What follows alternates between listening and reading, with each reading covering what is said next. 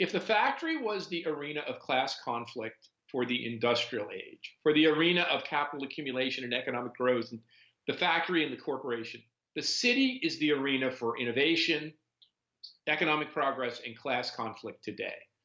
So that's what we're seeing played out. There is this battle for very limited urban space. And in that, tech companies have been painted tarred with that brush, some for very good reasons, some for not very good reasons. But the sharing economy, which on the one hand, as you said, is a really important part of making cities efficient. There was a time when our farms were incredibly inefficient and it took 80% of our population to make the stuff we eat. Then we made our farms really effective and we, revolutionized agriculture. Now we make enough food to feed ourselves plus with 1% of our workforce.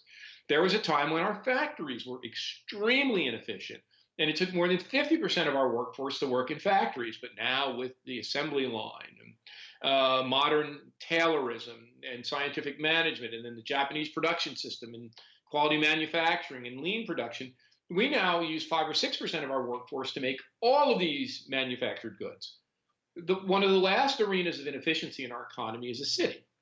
The lights are on, the housing isn't used, the cars stay parked. We have all these fixed assets which are barely used. Office buildings go empty, houses where people aren't home. And so the sharing economy, such that it is, it seems to me a way to take that city as a platform for innovation and economic growth and make it more efficient. But of course, it generates its own backlash because, and of course, some of the firms have not played their hands the best they can. They've caused all sorts of trouble for themselves. But the point of fact is that then Uber gets blamed for driving cabs out of business.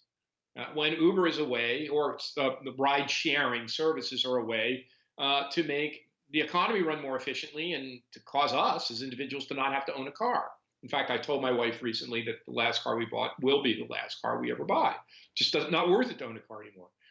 Sharing of hotel spaces, living spaces, all of that part of the sharing economy. So I think it's a natural tendency, but yes, I think the backlash against this has been the sharing economy is causing our problems and technology companies are causing our problems.